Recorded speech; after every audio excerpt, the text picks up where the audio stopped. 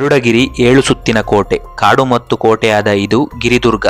ವ್ಯಾಸರಾಯರು ಪ್ರತಿಷ್ಠಾಪಿಸಿದ ಮಿಂಚಿನಂತೆ ಹೊಳೆಯುವ ಹನುಮಂತ, ದಶಕದ ಕಥೆ ಹೇಳುವ ಗವಿಯಲ್ಲಿ ಇರುವ ಶಿವಲಿಂಗಗಳು, ಇಲ್ಲಿ ಗೋಡೆ ಕಟ್ಟಿ ನಿರ್ಮಿಸಿದ ಕೃಷಿ ಹೊಂಡಗಳು, ಗರುಡನನ್ನೇ ವಾಹನ ಮಾಡಿಕೊಂಡ ಶಿವಲಿಂಗ, ಬೆಟ್ಟದ ತುದಿಯಲ್ಲಿ ವಿಹಂಗಣವಾದ ದೃಶ್ಯ.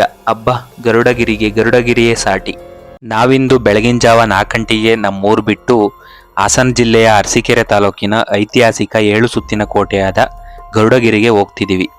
ದಾರಿಯಲ್ಲಿ ಕಣಕಟ್ಟೆಯ ದುರ್ಗಮ್ಮಗೆ ನಮಸ್ಕರಿಸಿ ಅದೇ ಊರಿನ ಕೆರೆಯ ಬದಿಯಲ್ಲಿ ಆಗ್ತಾನೆ ಉದಯಿಸ್ತಿದ್ದ ರವಿಮಾಮಗೆ ಗುಡ್ ಮಾರ್ನಿಂಗ್ ಹೇಳಿ ಮುಂದೆ ಹೊರಟ್ವಿ. ಕಾಡಿನ ಮಧ್ಯೆ ಗರುಡಗಿರಿ ಕೋಟೆ ಕಾಣಿಸ್ತಿದೆ. ಇದು ಗಿರಿದುರ್ಗ ಹಾಗೂ 7 ಸುತ್ತಿನ ಕೋಟೆ ಕೂಡ. ಬೆಟ್ಟದ ಮೇಲೆ ನಿರ್ಮಾಣವಾದ ಈ ಕೋಟೆ ದೂರದಿಂದ ನೋಡಿದರೆ ಗರುಡ ಪಕ್ಷಿಯಂತೆ ಕಾಣುತ್ತದೆ. ನಮ್ಮ ಕರ್ನಾಟಕದಲ್ಲಿ ಅನೇಕ ರಹಸ್ಯ ಸ್ಥಳಗಳಿವೆ. ಆದರೆ ಕೆಲವು ಸ್ಥಳಗಳು ಮಾತ್ರ ಇತಿಹಾಸ, ಪ್ರಕೃತಿ ಮತ್ತು ನಂಬಿಕೆ ಇವೆಲ್ಲವನ್ನು ಒಂದು ಕಡೆ ಸೇರಿಸಿಕೊಂಡಿರ್ತವೆ. ಗರುಡಗಿರಿ ಕೂಡ ಅಂತಹ ಒಂದು ಸ್ಥಳ.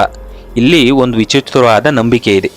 ಒಂದು ಮರ ಇದೆ ಅಂತ ಹೇಳ್ತಾರೆ. ಅದನ್ನು ಪೂಜಿಸಿದ್ರೆ ಮತ್ತೆ ಅದಕ್ಕೆ ಒಂದು ಸುತ್ತ ಹಾಕಿದ್ರೆ ಸಂತಾನ ಪ್ರಾಪ್ತಿ ಆಗುತ್ತಂತೆ. ನಾನು ಕೂಡ ಆ ಪುತ್ರಜಾಜಿ ವೃಕ್ಷ ಹುಡುಕುತ್ತಾ ಈ ಬೆಟ್ಟ ಏರಿದೆ. ಆದರೆ ಆ ಮರ ನನಗೆ ಸಿಗ್ತಾ ಇಲ್ವಾ, ಅದನ್ನ ಈ ವಿಡಿಯೋದಲ್ಲಿ ನೋಡೋಣ. ಈ ಗರುಡಗಿರಿ ಬೆಟ್ಟ ಏರೋದಕ್ಕೆ ಒಂದು ವಿಭಿನ್ನ ಅನುಭವ ಸಿಗುತ್ತದೆ. ಇಲ್ಲಿ ದಾರಿ ಸುಲಭ ಇಲ್ಲ. ಕಲ್ಲಿನ ಮೆಟ್ಟಿಲುಗಳು, ಕಾಡಿನ ದಾರಿಗಳು, ಒಣಗಿದ ಮರಗಳು. ಕೆಲವೊಂದು ಮರಗಳು ಸಂಪೂರ್ಣವಾಗಿ ಒಣಗಿ ನಿಂತಿವೆ. ಇನ್ನು ಕೆಲವು ಮರಗಳು ಜೀವಂತವಾಗಿವೆ. ಇಲ್ಲಿ ನಿಂತು ನೋಡಿದರೆ ಪ್ರಕೃತಿ ತನ್ನದೇ ಒಂದು ಕಥೆ ಹೇಳ್ತಾ ಇದೆ ಅನ್ನಿಸ್ತಿದೆ. ಗಾಳಿ ಬೀಸೋ ಶಬ್ದ, ಹಕ್ಕಿಗಳ ಕೂಗು, ಮೌನ ಇವೆಲ್ಲವೂ ಸೇರಿ ಒಂದು ಆಧ್ಯಾತ್ಮಿಕ ಅನುಭವ ಕೊಡುತ್ತಿದೆ.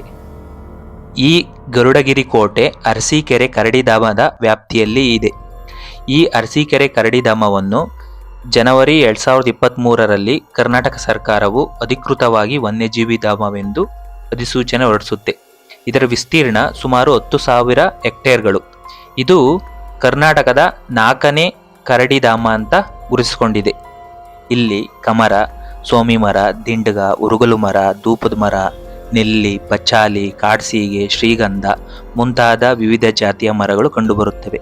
ಇದರ ಜೊತೆಗೆ ಈ ಕಾಡಿನಲ್ಲಿ ವಿವಿಧ ಪ್ರಭೇದದ ಪಕ್ಷಿಗಳು ಕಂಡುಬರುತ್ತವೆ. ಮುಖ್ಯವಾಗಿ ರಣಹದ್ದು, ಕಾಡ್ಕೋಳಿ, ಮರಕುಟಿಗ, ಬೀಟರು, ವಿವಿಧ ಜಾತಿಯ ಸರೀಸೃಪಗಳು ಮತ್ತು ವಿವಿಧ ಜಾತಿಯ ಪ್ರಾಣಿ ಪಕ್ಷಿಗಳು ಕಂಡುಬರುತ್ತವೆ.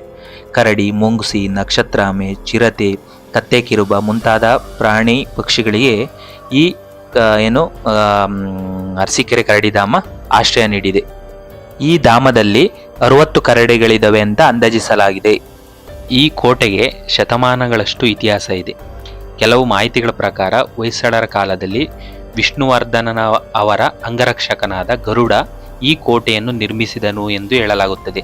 ಆದ್ರಿಂದಲೇ ಇದಕ್ಕೆ ಗರುಡಗಿರಿ ಅಂತ ಕರೀತಾರೆ ಅಂತ ಇಲ್ಲಿನ ಸ್ಥಳೀಯವಾಗಿ ಮಾಹಿತಿ ಸಿಕ್ತು ನಮಗೆ. ನಂತರ ಕಾಲಕ್ರಮೇಣ ವಿಜಯನಗರ ಎಂಪೈರ್ ಕಾಲದಲ್ಲಿ ಈ ಕೋಟೆಯನ್ನು ಬಲಪಡಿಸಲಾಗಿ ಮತ್ತೆ ಇದು ವಿಜಯನಗರ ಕಾಲದಲ್ಲಿ ಪಾಳೆಗಾರರ ಆಳ್ವಿಕೆ ಒಳಪಟ್ಟಿತ್ತು ಅಂತ ಹೇಳ್ತಾರೆ. ನಂತರ ಇದು ಮೈಸೂರು ಪ್ರದೇಶದ ಆಳ್ವಿಕೆಗೆ ಒಳಪಡುತ್ತೆ. ಮೈಸೂರು ಮಹಾರಾಜರು ಕಾಲಕ್ಕೆ ಒಳಪಡುತ್ತೆ. ಆಮೇಲೆ ಇದನ್ನ ಹೈದರಾಲಿ ಮತ್ತು ಟಿಪ್ಪು ಸುಲ್ತಾನ್ ಅವರು ವಶಪಡಿಸಿಕೊಳ್ಳುತ್ತಾರೆ. ಈ ಹೈದರಾಲಿ ಮತ್ತು ಟಿಪ್ಪು ಸುಲ್ತಾನ್ ಅವರು ತಮ್ಮ ಸೈನಿಕ ವ್ಯವಸ್ಥೆಯನ್ನು ಬಲಪಡಿಸಲು ಇಂತಹ ಬೆಟ್ಟದ ಕೋಟೆಗಳನ್ನು ಉಪಯೋಗಿಸಿದ್ದರಂತೆ. ಈ ರೀತಿಯ ಕೋಟೆಗಳು ಶತ್ರುಗಳ ಚಲನಾವಲನವನ್ನು ದೂರದಿಂದಲೇ ಗಮನಿಸಲು ಮತ್ತು ದಾಳಿಯಿಂದ ರಕ್ಷಿಸಿಕೊಳ್ಳಲು ಸಹಾಯ ಮಾಡುತ್ತಿತ್ತು. ಜೊತೆಗೆ ಇಲ್ಲಿರುವ 7 ಸುತ್ತಿನ ರಕ್ಷಣಾ ವ್ಯವಸ್ಥೆ ಈ ಕೋಟೆಯ ಮಹತ್ವವನ್ನು ಇನ್ನಷ್ಟು ಹೆಚ್ಚಿಸುತ್ತದೆ. ಇದರಿಂದ ನಾವು ಅರ್ಥ ಮಾಡಿಕೊಳ್ಳಬಹುದು, ಇದು ಕೇವಲ ಒಂದು ಕಟ್ಟಡ ಅಲ್ಲ, ಇದು ಒಂದು ಪ್ರಮುಖ ಸೈನಿಕ ತಾಣವಾಗಿತ್ತು. ಇಲ್ಲಿ ಯಾವುದೇ ಒಂದು ವಸತಿ ಗೃಹಗಳು ನಮಗೆ ಕಂಡುಬರಲ್ಲ. ಇದು ಒಂದು ಸೈನಿಕ ತಾಣ ಆಗಿತ್ತು ಅಂತ ನಮಗೆ ಒಂದು ಸ್ಪಷ್ಟವಾದ ದಾಖಲೆಗಳು ಇಲ್ಲಿ ಗೋಚರಿಸ್ತವೆ. ಬೆಟ್ಟದ ಮೇಲೆ ನೀರು ಸಿಗೋದು ತುಂಬ ಕಷ್ಟ. ಆದರೂ ಇಲ್ಲಿನವರು ಅದಕ್ಕೆ ಒಂದು ಪರಿಹಾರ ಕಂಡಿಟ್ಕೊಂಡಿದ್ರು. ಮಳೆ ಬಿದ್ದಾಗ ಬೆಟ್ಟದ ಮೇಲಿಂದ ನೀರು ಜಾರಿ ಕೆಳಕ್ಕೆ ಹೋಗ್ದಂಗೆ, ಆ ನೀರು ವ್ಯರ್ಥವಾಗ್ದಂಗೆ ಕೆಲವು ಕಡೆಯಲ್ಲಿ ಗೋಡೆ ಕಟ್ಟಿ ನೀರನ್ನು ಸಂಗ್ರಹ ಮಾಡೋ ವ್ಯವಸ್ಥೆ ಮಾಡ್ಕೊಂಡಿದ್ರು. ಸಣ್ಣ ಹೊಂಡ ಮಾಡ್ಕೊಂಡಿದ್ರು. ಈ ಗರುಡಗಿರಿ ಕೋಟೆಯಲ್ಲಿ ನಮಗೆ ಒಂದು ಆಂಜನೇಯನ ವಿಗ್ರಹ ಕಂಡುಬಂತು. ಇದನ್ನ ವ್ಯಾಸರಾಯರು ಪ್ರತಿಷ್ಠಾಪಿಸಿದರೆ ಅಂತ ನಮಗೆ ಅನ್ನಿಸ್ತಾ ಇದೆ. ಯಾಕೆಂತಂದರೆ ಯಾವುದೇ ಒಂದು ವ್ಯಾಸರಾಯರು ಪ್ರತಿಷ್ಠಾಪಿಸಿದ ಆಂಜನೇಯನ ಮೂರ್ತಿಯಲ್ಲಿ ಬಾಲದಲ್ಲಿ ಗಂಟೆ ಇರುತ್ತಂತೆ. ಇದು ನಮಗೆ ನಾವು ಇದಕ್ಕೆ ಹೋದಾಗ ಬಾಣಾವರಕ್ಕೆ ಹೋದಾಗ ಅಲ್ಲಿನ ಪೂಜಾರು ಅಲ್ಲಿನ ಆಂಜನೇಯ ವಿಗ್ರಹ ತೋರಿಸಿ ಎಕ್ಸ್ಪ್ಲೈನ್ ಮಾಡಿದ್ರು. ಹಂಗಾಗಿ ನಮ್ಗೊಂದು ಕನ್ಫರ್ಮ್ ಆಯಿತು, ಇಲ್ಲಿ ಆಂಜನೇಯನ ಬಾಲದಲ್ಲಿ ಗಂಟೆ ಇದೆ, ಹಂಗಾಗಿ ಇದನ್ನ ವ್ಯಾಸರಾಯರು ಪ್ರತಿಷ್ಠಾಪಿಸಿದ್ದು ಅಂತ ನಮಗೆ ಕಂಡು ಬಂತು. ಇದು ಒಂದು ವಿಗ್ರಹ ತುಂಬ ಸೊಗಸಾಗಿದೆ. ಈ ವಿಗ್ರಹ ಇನ್ನೊಂದು ಕುತೂಹಲಕಾರಿ ವಿಷಯ ಏನಂದ್ರೆ, ಈ ವಿಗ್ರಹದ ಕಲ್ಲು ಮಿಂಚಿನಂತೆ ಹೊಳೆಯುತ್ತಿದೆ. ಹಾಗಾಗಿ ಇದು ಸಾಮಾನ್ಯದ ಕಲ್ಲಲ್ಲ, ಯಾವುದೋ ಒಂದು ವಿಶೇಷ ಖನಿಜ ಗುಣ ಇರುವಂತ ಒಂದು ಕಲ್ಲು ಅಂತ ನಮಗೆ ಅನಿಸ್ತಾ ಇದೆ. ಆದರೆ ಕಾಲಕ್ರಮೇಣ ಈ ವಿಗ್ರಹ ಭಿನ್ನವಾಗ್ಬಿಟ್ಟಿದೆ. ಹಾಗಾಗಿ ಇಲ್ಲಿರುವ ದೇವಸ್ಥಾನದಲ್ಲಿ ಹೊಸ ವಿಗ್ರಹವನ್ನ ಪ್ರತಿಷ್ಠಾಪಿಸಲಾಗಿದೆ.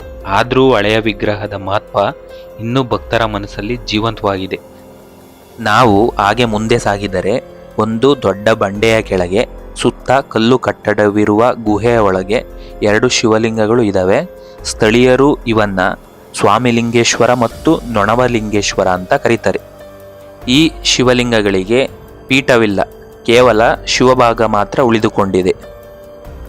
ನಿಧಿಯ ಆಸೆಗಾಗಿ ಯಾರೋ ಕಿಡಿಗೇಡಿಗಳು ಈ ಲಿಂಗದ ಸುತ್ತ ಅಗೆದು ಹಾಗೆ ಮುಚ್ಚದೆ ಹಾಗೆ ಹೋಗಿದ್ದಾರೆ.